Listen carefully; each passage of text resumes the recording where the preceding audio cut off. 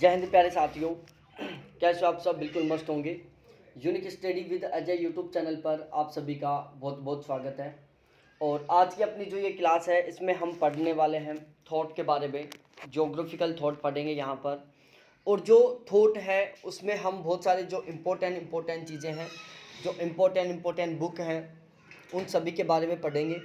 साथ ही साथ जितने भी ज्योग्राफर हैं उन सभी के बारे में पढ़ेंगे। और एक आपका मैं डाउट क्लियर कर दूं, यदि मैं बात करूं कि इस यूनिट से कितने क्वेश्चन आएंगे। भाई, जब हम किसी भी यूनिट की तैयारी करते हैं तो सबसे पहला हमारे दिमाग में क्वेश्चन बनता है कि जिस यूनिट को हम पढ़ रहे हैं या फिर जिस यूनिट को हम पढ़ने जा रहे हैं उस यूनिट से लगभग कितने क्वेश्चन आ सकते हैं। तो यहाँ पर मेरे अकॉर्डिंग लगभग 15 से 20 के बीच में क्वेश्चन इसी यूनिट से आएंगे। ठीक है, इसी यूनिट से लगभग 15 से 20 क्वेश्चन आएंगे। तो एक बहुत ही महत्वपूर्ण वाली यूनिट है ये आपको बहुत अच्छे से क्लियर होनी चाहिए। भूगोल के लिए प्रयुक्त होने वाला अंग्रेजी शब्द ज्योग्राफी यूनानी भाषा के दो शब्दों से मिलकर बना हुआ है। कि भूगोल के लिए जो हम ज्योग्राफी शब्द का यूज करते हैं, ठीक है, जो भूगोल को अंग्रेजी में ज्योग्राफी कहते हैं। और ज्योग्राफी शब्द है जो यूनानी भाषा, कौन सी भाषा? यूनानी भाषा के दो शब्दों से मिलकर बना है, जिसमें एक जियो है, दूसरा ग्राफो है। जियो का मतलब होता है पृथ्वी, ग्राफो का मतलब होता है वर्णन।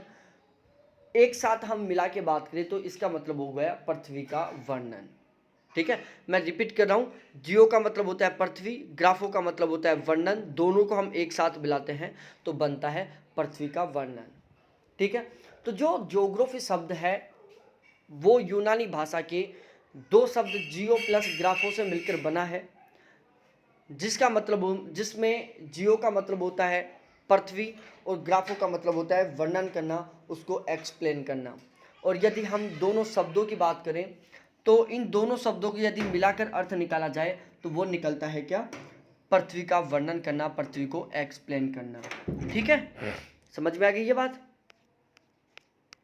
अब आ जाओ, अब देखो यहाँ पर मैं एक बात और बताता हूँ आपको। ठीक है, आप खुद भी नोट कर लेना। देखो सारी चीज़ें कई बार थोड़ा सा मिस हो जाती हैं, बाकी हम बता सकते हैं हर चीज़ आपको। देखो, एक तो आपको ये भी याद करना है, सबसे पहले हम ग्रीक भूगोलवेता पढ़ेंगे, फिर उसके बाद यूनानी, जो भी यूनानियों को ग्रीक बोलते हैं, उसके बाद हम रोमन पढ़ेंगे। कौन से पढ़ेंगे? तो ये एक क्रम है, ठीक है ना। तो इस क्रम को आपको याद करना है। अरबी, यूनानी, रोमन, इनको वो क्या करते हैं पेपर वाले, इनको भी सीरियल से जमवा लेते हैं कि भौगोलिक कालानुक्रम या समयानुसार निम्न कालों को व्यवस्थित क्रम में जमाओ। तो सबसे पहले ग्रीक या यूनानी आएगा, उसके बाद जो भी आएगा, फिर तीसरा आएगा, फिर चौथा आएगा, फिर पांचवा आएगा। ठीक है, इस तरीके से एक सीक्वेंस चलेगी, तो उसको हमें याद करना है। वो मैं यहाँ पर नहीं लिख पाया, तो आपको वो चीज़ें यहाँ पर ऐड कर लेनी है। 600 ईसा पूर्व से लेकर 300 ईस्वी तक का समय यूनान का श्रवण काल कहलाता है। तो यूनानियों के अकॉर्डिंग यूनान का जो श्रवण काल है वो 600 ईसा पूर्व से लेकर 300 ईस्वी तक का समय। 600 ईसा पूर्व से लेकर 300 ईस्वी तक के समय को हम क्या बोलते हैं? यूनान का श्रवण काल कहते हैं। ठीक है, गोल्डन ईयर ऑफ यूनानी या गोल्डन ईयर ऑफ ग्रीक। ठीक है, तो यूनान का श्रवण काल कहलाता है 600 ईसा पूर्व से लेकर 300 ईस्वी तक का समय। भूगोल के नामकरण एवं उसको प्राथमिक स्तर पर व्यवस्थित स्वरूप प्रदान करने का श्रेय यूनानियों को दिया जाता है। भूगोल का नामकरण करने, उसको प्राथमिक स्तर पर व्यवस्थित स्वरूप प्रदान करने का जो श्रेय वो किसको दिया जाता है? यूनानियों को दिया जाता है। यूनानियों के योगदान की हम बात करें तो देखो, यूनानियों का भू आकृति विज्ञान में योगदान था, जलवायु विज्ञान में योगदान था, समुद्र विज्ञान में, खगोल विद्या में और गणितीय भूगोल में। मैथमेटिकल ज्योग्राफी में, खगोल विद्या में, समुद्र विज्ञान में, जलवायु विज्ञान में और भू आकृति विज्ञान में, इन सभी में यूनानियों का बहुत बड़ा योगदान था। किनका? यूनानियों का। इन सभी में यूनानियों ने बहुत ही बड़ा अहम रोल निभाया था। अब सबसे पहले हम पढ़ते हैं होमर। ठीक है, होमर मुद्दे के बारे में पढ़ो। 10वीं शताब्दी ईसा पूर्व के आसपास होमर स्कूल की स्थापना हुई थी। ठीक है, होमर स्कूल के विद्वान पृथ्वी को चपटी एवं वर्ताकार मानते हुए उसे एक विशाल सरिता से घिरा हुआ मानते थे। पहली बात, होमर स्कूल की स्थापना 10वीं शताब्दी के आसपास हुई थी। होमर स्कूल के जो विद्वान थे वो पृथ्वी को चपटी और एक वर्ताकार मानते थे। साथ ही साथ मानते थे कि जो पृथ्वी है ना वो वर्ताकार भी है, पृथ्वी चपटी भी है, साथ ही साथ पृथ्वी के चारों तरफ क्या है, एक विशाल सरिता फैली हुई है, एक विशाल नदी फैली हुई है। होमर की यह मान्यता थी कि पृथ्वी का आकार गोल है, वह चारों ओर से सागर सरिताओं से घिरी हुई है। होमर मौर्य मानते थे कि भाई पृथ्वी क्या है, एक गोल आकार की है जो कि बिल्कुल चारों ओर से सरिताओं से सागरों से घिरी हुई है। होमर मौर्य ने 2 किताब लिखी, पहला इलियड, दूसरा ओडिसी। तो इलियड और ओडिसी ये 2 किताबें किसकी थी, होमर मौर्य की थी। तो इन दोनों किताबों का नाम याद होना चाहिए। होमर के अनुसार 4 हवाओं की दिशा होती है। होमर मौर्य ने हवाओं की टोटल 4 डायरेक्शन बताई थी। होमर मौर्य का मानना था कि जो हवाएं हैं वो कुल 4 दिशाओं में बहती हैं। कितनी दिशाओं में, 4 दिशाओं में। अब ये चारों दिशाएं देखो, सबसे पहली आती है जेफरस जिसको हम पश्चिमी तूफानी हवा कहते हैं। दूसरे नंबर पर आती है होरस जिसको हम पूर्वी मंद गर्म हवा बोलते हैं। तीसरी आती है बोरस जिसको हम उत्तरी ठंडी तेज हवा बोलते हैं। और नोटस चौथी जिसको हम नम एवं तीव्र हवाएं बोलते हैं। तो होमर मौर्य ने टोटल 4 प्रकार की हवाओं की बात की थी, जिसमें एक बोरस है जो उत्तर की ओर बहती है, ठंडी और तेज हवा है। दूसरी जेफरस है जो पश्चिम की ओर बहती है, जो कि एक तूफानी हवा है। तीसरी होरस है जो कि पूर्व की ओर बहती है, जो कि एक मंद और गर्म हवा है। चौथी नोटस है जो दक्षिण की ओर बहती है, जो कि नम एवं तीव्र हवा है। उसके बाद हम थैलस मौर्य के बारे में पढ़ते हैं। थैलस को यूनान का पहला चिंतक तथा दार्शनिक माना जाता है। जो थैलस मौर्य हैं उनको यूनान का, कहाँ का, यूनान का पहला चिंतक माना जाता है और इनको पहला दार्शनिक माना जाता है। तो यूनान का पहला चिंतक और पहला दार्शनिक थैलस को माना जाता है। इन्होंने आयोनियन दर्शन की स्थापना की। आयोनियन दर्शन का पिता भी थैलस को ही कहा जाता है। तो आयोनियन दर्शन के पिता किसको कहा जाता है, आयोनियन दर्शन के पिता कहा जाता है थैलस मौर्य को, जिन्होंने आयोनियन दर्शन की स्थापना की थी। तो आयोनियन दर्शन की स्थापना किसने की, थैलस मौर्य ने, इसलिए इनको आयोनियन दर्शन के पिता कहा जाता है। इन्होंने भूगोल शब्द का प्रयोग किए बिना सबसे पहले इस विषय पर व्यवस्थित विचार प्रकट किए थे। भाई जो थैलस मौर्य थे ना, भूगोल शब्द का उत्पत्ति भी नहीं हुई थी, ज्योग्राफी शब्द दुनिया में आया भी नहीं था, लेकिन उससे पहले इन्होंने क्या किया था, भूगोल के ऊपर अपने विचार रखे थे। भूगोल के संबंध में इन्होंने अपने विचार दिए थे। इन्होंने ज्यामिति के अनेक प्रमेयों की रचना की थी। थैलस मौर्य ने ज्यामिति के अनेक प्रमेयों की रचना की थी। तो यहाँ से यदि क्वेश्चन बनता है कि ज्यामिति के अनेक प्रमेयों की रचना किसने की थी, तो वो थे थैलस मौर्य। वह प्रथम विद्वान था जिसने पृथ्वी को नापने का एवं पृथ्वी के तल पर स्थानों को अंकित करने का प्रयास किया था। देखो जो चीज़ें केवल इम्पोर्टेंट ना, मैं वो पढ़ा रहा हूँ आपको, हर बार बोलता हूँ मैं। यदि आप ज्ञान बढ़ाना चाहते हो, आप ज्ञान के भंडारी बनना चाहते हो, मेरी ना तो क्लास ज्वाइन करो ना मेरे को फॉलो करो, लेकिन यदि आप एग्जाम पास करना चाहते हो, आप एग्जाम ओरिएंटेड कंटेंट पढ़ना चाहते हो, आप जरूर मेरे को फॉलो करो, जरूर मेरा कंटेंट पढ़ो। ज्यामिति के अनेक प्रमेयों की रचना थैलस ने की थी। पहला विद्वान था जिसने पृथ्वी को मापने एवं पृथ्वी के तल पर स्थानों को अंकित करने का प्रयास किया था। उसने पृथ्वी को पानी में तैरती हुई तस्तरी के रूप में माना था। थैलस मौर्य का मानना था कि जो पृथ्वी है ना, वो एक तस्तरी के समान आकार की है जो पानी के ऊपर तैर रही है। थैलस ने गणितीय भूगोल के विकास में योगदान दिया था। जो गणितीय भूगोल है उसके विकास में योगदान किसने दिया था, थैलस मौर्य ने दिया था।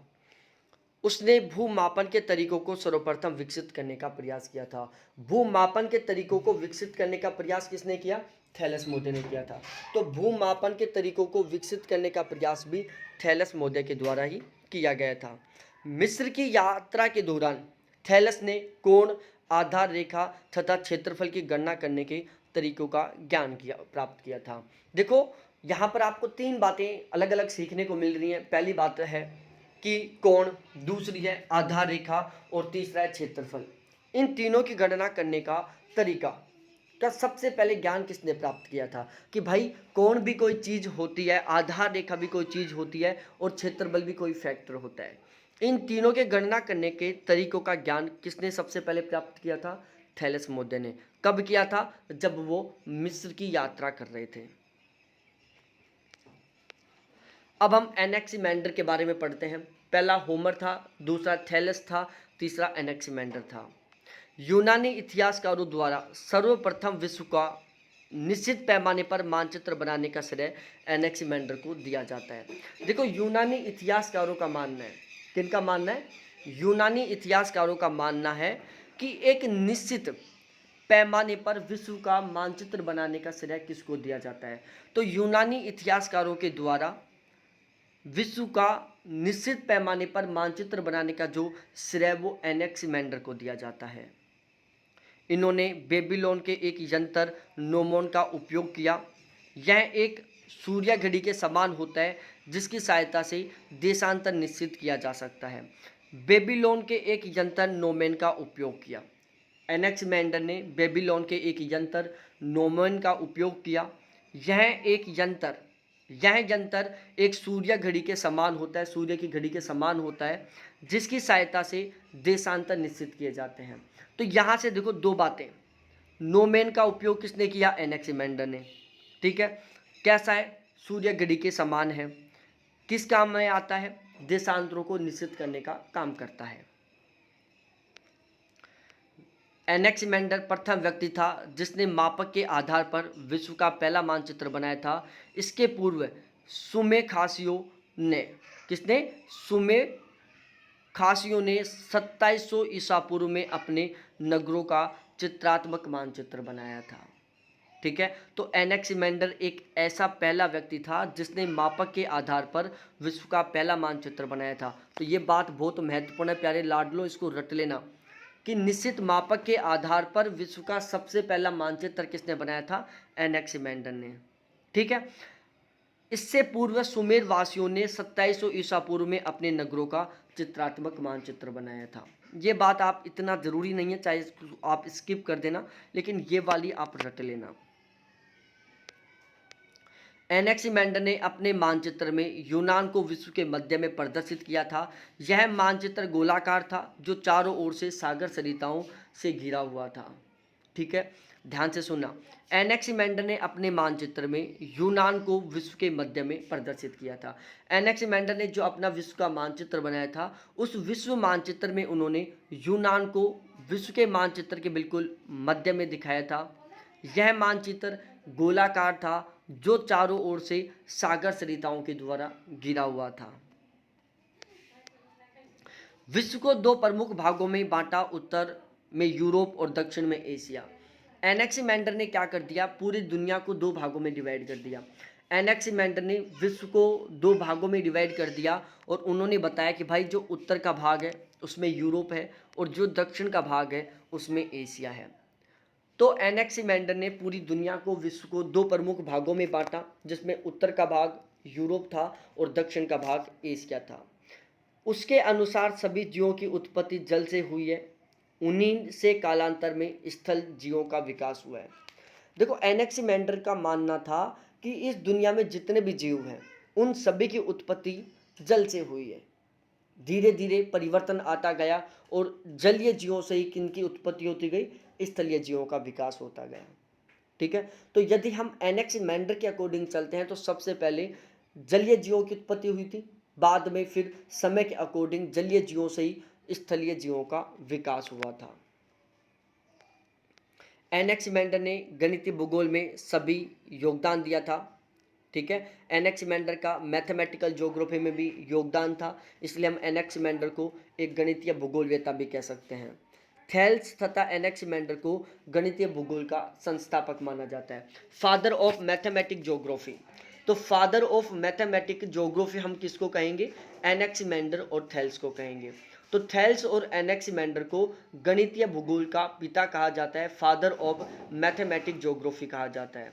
तो गणितीय भूगोल का पिता एनेक्सिमेंडर को और थेल्स मोदे को कहा जाता है। उसके बाद में हम पाइथागोरस के बारे में पढ़ते हैं। पाइथागोरस कौन थे? सबसे पहले विश्व को या पृथ्वी को गोलाकार बताया था। पाइथागोरस ने सबसे पहले पृथ्वी को गोल आकार की बताया था। ठीक है, तो पृथ्वी को सबसे पहले गोल आकार की किसने बताया था? वो थे पाइथागोरस। ठीक है ना। गणित में आपने पाइथागोरस की प्रमेय भी पढ़ी होंगी। पाइथागोरस प्रमेय त्रिभुज से रिलेटेड होती है कि ए बी बराबर ए सी प्लस ए डी, इस तरीके से त्रिभुज वाले मानचित्र में इस तरीके से। ठीक है, कर्ण आधार लंब, कर्ण आधार लंब। ठीक है, तो कर्ण स्क्वायर बराबर आधार स्क्वायर प्लस लंब स्क्वायर, ये क्या है? एक पाइथागोरस प्रमेय। इसी से हम लंब निकाल सकते हैं, इसी से हम आधार निकाल सकते हैं। तो सबसे पहले पृथ्वी को गोल आकार की किसने बताया था? पाइथागोरस महोदय ने। पाइथागोरस महोदय का मानना था कि पृथ्वी कैसी है? एक गोल आकार की है। ग्लोब की परिकल्पना प्रस्तुत की थी। पाइथागोरस ने सबसे पहले ग्लोब की परिकल्पना दी थी। इनका मानना था कि पृथ्वी ब्रह्मांड के बीच में नहीं है। पाइथागोरस मानते थे, इससे पहले कि जो विद्वान थे वो मानते थे कि भाई जो पृथ्वी है ना, वो ब्रह्मांड के सेंटर में, ब्रह्मांड के बीच में। लेकिन पाइथागोरस मानते थे कि नहीं भाई, अब तक जितने भी लोग बोल रहे थे सारे के सारे झूठे थे, उनको नॉलेज नहीं था। अरे भाई पृथ्वी है ना, वो ब्रह्मांड के सेंटर में नहीं है, बीच में नहीं है। इन्होंने कल्पना की कि अंतरिक्ष में 5 ग्रह। पाइथागोरस ने अनुमान लगाया कि इस दुनिया में, इस पृथ्वी में, इस ब्रह्मांड में कितने हैं? टोटल 5 ग्रह, और वे परिक्रमा कर रहे हैं।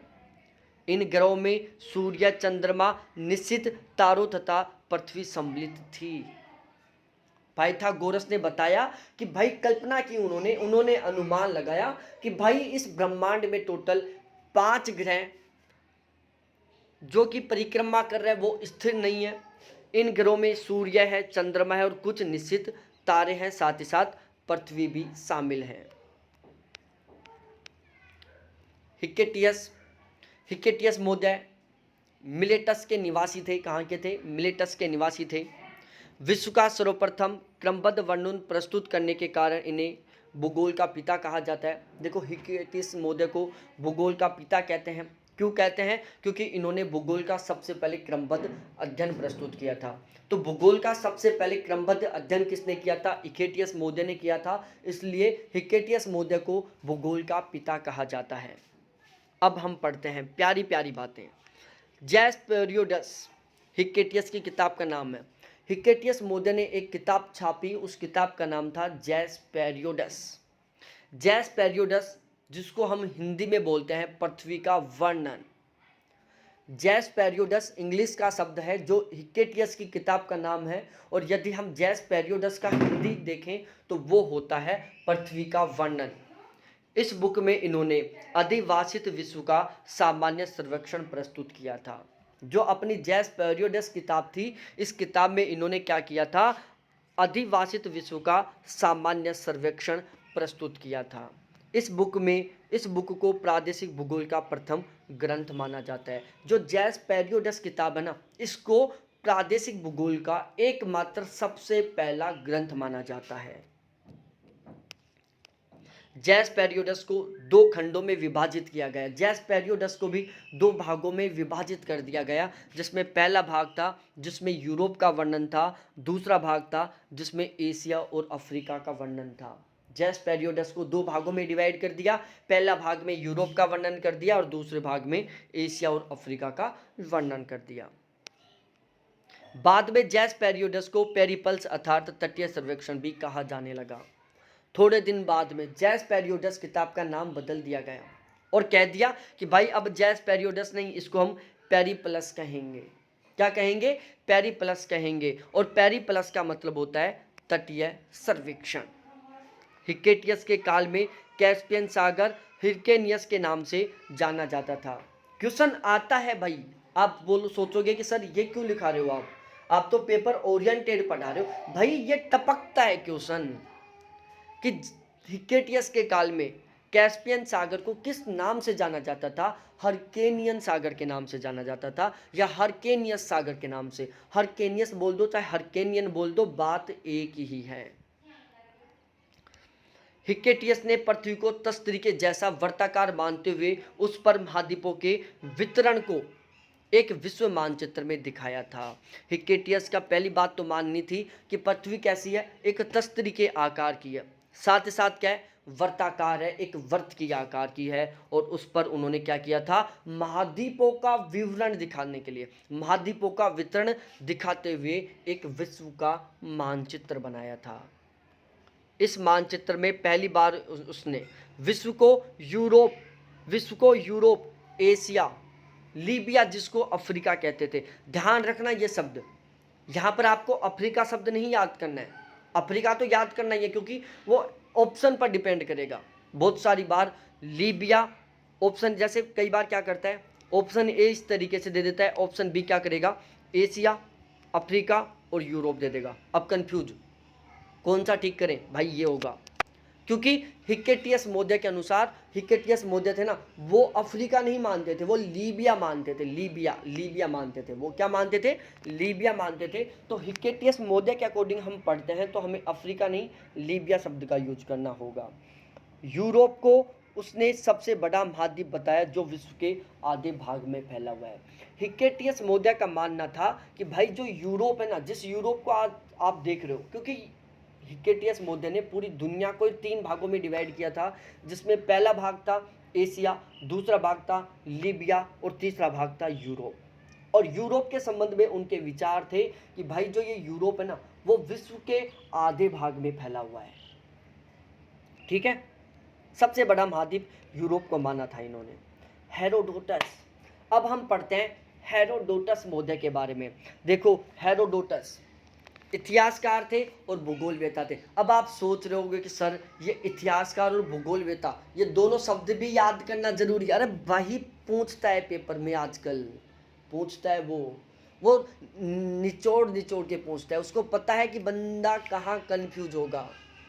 मैंने अब भी 10-5 ही मॉडल पेपर बनाए, लेकिन मैं फंसा के क्वेश्चन बना सकता हूँ आज, इतने डिफिकल्ट क्वेश्चन बना सकता हूँ थोड़ा थोड़ा घुमाकर। वो तो भाई साहब सुपर टैलेंटेड लोग हैं, मेरे जैसे तो पता नहीं कितने हजार बंदों को उन्होंने निकाल दिया अपनी लाइफ से।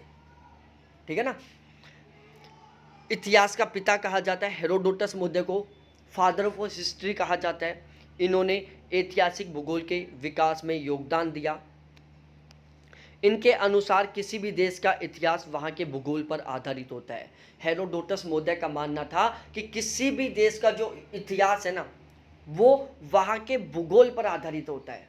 किसी भी देश का जो इतिहास है, किसी भी देश की जो हिस्ट्री है ना, उस देश की ज्योग्राफी पर डिपेंड करती है।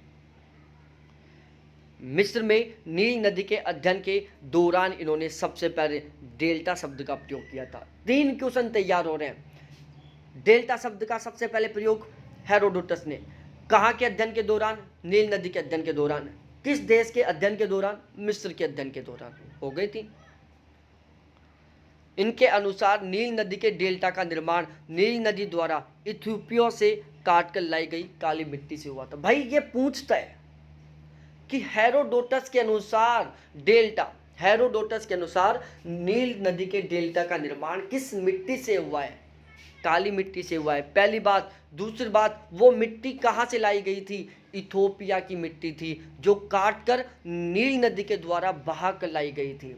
ठीक है भाई, नील नदी मिस्र में भी बहती थी, इथियोपिया में भी बहती थी। तो नील नदी थी जो इथियोपिया से बहती हुई जब आ रही थी मिस्र की ओर, तो वो क्या कर रही थी, अपने साथ मिट्टी को, इथियोपिया से मिट्टी को काट के बहा कर लेके आ रही थी, और उसने क्या किया, उस मिट्टी को मिस्र में लाकर जमा कर दिया डेल्टा के ऊपर। ठीक है, तो नील नदी के डेल्टा का जो निर्माण है उसमें इथियोपिया की मिट्टी का भी योगदान है, जो कैसे रंग की थी, काली रंग की मिट्टी थी। इन्होंने बताया कि अफ्रीका और एशिया नील नदी द्वारा नहीं बल्कि लाल सागर के द्वारा अलग हो रहे हैं। सबसे यूनिक बात है ये, सबसे यूनिक बात है। हेरोडोटस मौर्य का मानना था कि जो अफ्रीका और एशिया है, इन दोनों को नील नदी अलग नहीं कर रही बल्कि इनको लाल सागर अलग कर रहा है। अफ्रीका और एशिया को कौन अलग कर रहा है? लाल सागर अलग कर रहा है। कौन कहते थे ये बात? हेरोडोटस महोदय बोलते थे। वो विरोध किसका करते थे? नील नदी बताने वालों का विरोध करते थे। हेरोडोटस की किताब का नाम पहली हिस्टोरिका है। हिस्टोरिका किसकी किताब है? हेरोडोटस की है। ये स्टेटमेंट आपके जबान पर याद होना चाहिए कि समस्त इतिहास का विवेचन भौगोलिक दृष्टि से और भूगोल का विश्लेषण ऐतिहासिक दृष्टिकोण से करना चाहिए। समस्त इतिहास का अध्ययन भौगोलिक दृष्टि से, भूगोल का अध्ययन ऐतिहासिक दृष्टि से किया जाना चाहिए। दोनों स्टेटमेंट आपको याद होनी चाहिए, जबान पर याद होनी चाहिए ये आपको। हेरोडोटस महोदय ने कहा था। हेरोडोटस महोदय ने यह बात भी बोली थी कि समस्त इतिहास का भौगोलिक दृष्टि से अध्ययन किया जाना चाहिए तथा समस्त भूगोल का ऐतिहासिक दृष्टि से या ऐतिहासिक की तरह या इतिहास की तरह व्यवहार में लाया जाना चाहिए। या हम भी कह सकते हैं, ऐसे भी कह सकते हैं कि समस्त इतिहास का भौगोलिक दृष्टि से अध्ययन किया जाना चाहिए तथा समस्त भूगोल का ऐतिहासिक दृष्टि से अध्ययन किया जाना चाहिए। ये स्टेटमेंट भी जबान पर याद होना चाहिए। हेरोडोटस ने कहा था। इनके अनुसार किसी भी देश का इतिहास वहाँ के भूगोल पर डिपेंड करता है। हेरोडोटस का मानना था कि किसी भी देश का जो इतिहास है ना, किसी भी देश की जो हिस्ट्री है वो डिपेंड करती है वहाँ की जोग्राफिकल स्टडी पर, जोग्राफिकल रिसर्च पर डिपेंड करती है, वहाँ की भौगोलिक अध्ययन पर डिपेंड करती है। हेरोडोटस पहला भूगोलवेता था जिसने कैस्पियन सागर को आंतरिक सागर बताया था। हेरोडोटस महोदय। अब फिर से मैं एक क्वेश्चन आपके दिमाग में पैदा कर रहा हूँ। कैस्पियन सागर को हरकेसियस सागर किस भूगोलवेता ने कहा था? हरकेनियन सागर किस भूगोलवेता ने कहा था? हरकेसियस सागर किस भूगोलवेता ने कहा था? कैस्पियन सागर को। कैस्पियन सागर को आंतरिक सागर किसने बताया? हेरोडोटस ने। जबकि हिक्केटियस तथा उसके समकालिक भूगोलवेता इसे उत्तरी सागर की एक भुजा मानते थे। भाई ध्यान से सुनना, हेरोडोटस का मानना था कि कैस्पियन सागर है जो क्या है? एक आंतरिक सागर है, एक अंदर सेंटर में स्थित सागर है। लेकिन हिक्केटियस के काल के जितने भी भूगोलवेता थे उन सब का मानना था कि जो कैस्पियन सागर है वो उत्तरी सागर की एक शाखा है, उत्तरी सागर की एक ब्रांच है। इनके अनुसार नील नदी का प्रवाह पश्चिम से पूर्व की ओर है। हेरोडोटस का मानना था कि भाई साहब जो नील नदी है ना वो पश्चिम से पूर्व की ओर फ्लो कर रही है, पश्चिम से पूर्व की ओर बह रही है, जो लीबिया को मध्य से दो भागों में बांटता है। ठीक है, अब देखो ये बात बहुत यूनिक है। नील नदी का प्रवाह पश्चिम से पूर्व की ओर किसने बताया? हेरोडोटस महोदय ने। हेरोडोटस महोदय ने एक बात बोली बहुत प्यारी सी कि नील नदी है जो पश्चिम से पूर्व की ओर बह रही है, जो लीबिया को दो भागों में विभाजित कर रही है, या लीबिया के मध्य से गुजर रही है। हेरोडोटस पहला विद्वान था जिसने विश्व मानचित्र पर याम्योत्तर रेखा खींचने का प्रयास किया था। हेरोडोटस एकमात्र सबसे पहला भूगोलवेता था, एकमात्र सबसे पहला विद्वान था जिसने विश्व के मानचित्र पर याम्योत्तर खींचने का, मेरिडियन खींचने का प्रयास किया था सबसे पहले। इससे पहले किसी की हिम्मत नहीं थी कि वो विश्व के मानचित्र पर याम्योत्तर खींचने का प्रयास करे, लेकिन ये कोशिश सबसे पहले किसके द्वारा की गई? हेरोडोटस महोदय के द्वारा की गई। तापमान और पवन चलने के बीच में सह संबंध बताया था। आज हम अलग अलग प्रकार की गणित लगा रहे हैं कि भाई जहां पर टेम्परेचर ज़्यादा है वहां पर क्या है, जो प्रेशर बेल्ट है उसका वैल्यू कम है। जहां पर टेम्परेचर ज़्यादा है वहां पर एयर मास कम होगा, वहां पर वायु दाब कम होगा, और जहां पर वायु दाब कम होगा हवा क्या होगी? उच्च वायु दाब से निम्न वायु दाब की ओर बहेगी। लेकिन इसके संबंध में ये जो इतनी बड़ी कहानी जोड़ी है ना हमने कि भाई जहां पर टेम्परेचर ज़्यादा होगा वहां पर वायु दाब कम होगा, जहां पर वायु दाब कम होगा हवा उसी साइड में बहेगी। जहां पर टेम्परेचर कम होगा वहां पर वायु दाब ज़्यादा होगा, तो वायु कैसे बहती है? उच्च वायु दाब से निम्न वायु दाब की ओर बहती है। तो ये जो हम इतना मैथमेटिक जोड़ रहे हैं ना, इसकी शुरुआत भी तो किसी ने की थी, वो की थी हेरोडोटस ने। तो पवन और तापमान के बीच में जो संबंध बताया था वो थे हेरोडोटस। इन्होंने पवन ठंडे भाग से गर्म भाग की ओर चलती है। भाई मैंने क्या बता दिया अभी आपको? मैंने एक बात बोली थी आपको, high pressure low pressure, high temperature low temperature, इसके बीच में मैंने आपको क्या बताया? रिलेशनशिप बताया। जहाँ हाई टेम्परेचर होता है वहाँ पर एयर मास वायु दाब कम होता है, ठीक है। जहाँ टेम्परेचर लो होता है वहाँ पर एयर मास वायु दाब क्या होता है? ज़्यादा होता है। हवा कैसे बहती है? उच्च वायु दाब से निम्न वायु दाब की ओर बहती है। हेरोडोटस ने घटना तथा पर्यावरण के संबंध पर बल दिया और इस प्रकार पर्यावरणवाद का विचारधारा का जन्म हुआ। पर्यावरणवादी थे ये, ध्यान रखना एक शब्द ही कि जो हेरोडोटस थे क्या थे, पर्यावरणवादी थे। यह पहला व्यक्ति था जिसने भारत का विस्तृत वर्णन किया था। भारत का सबसे पहले विस्तृत वर्णन किसने किया था, हेरोडोटस ने किया था। पाइथागोरस के अध्ययन में भी कहीं कहीं हमें भारत का अध्ययन मिलता है, भारत शब्द का हमें यूज किया हुआ मिलता है, लेकिन भूल गए उसको भाई, उसने थोड़ा सा किया था। हेरोडोटस मौर्य ने तो ग्रंथ लिख दिए थे भारत के ऊपर सबसे पहले। पर पहली बार बसे हुए भाग के लिए ओक्यूनेरे शब्द का प्रयोग किया था। ओक्यूमीन अलग होता है, ओक्यूनेरे अलग होता है, ध्यान रखना। ओक्यूमीन शब्द का प्रयोग अलग भूगोलवेता ने किया था, ओक्यूनेरे शब्द का प्रयोग अलग भूगोलवेता कर रहे हैं, ठीक है। तो पहली बार बसे हुए भागों के लिए ओक्यूनेरे शब्द का प्रयोग किसने किया, हेरोडोटस ने किया। इन्होंने डैन्यूब ईस्टर को विश्व की सबसे बड़ी नदी बता दी भाई साहब। हेरोडोटस मौर्य ने एक गलती कर दी बहुत बड़ी, डैन्यूब नदी को दुनिया की सबसे बड़ी नदी बता दी, ठीक है। और उस टाइम जो डैन्यूब नदी था उसका नाम था ईस्टर नदी, जिसको दुनिया की सबसे लंबी नदी बता दी।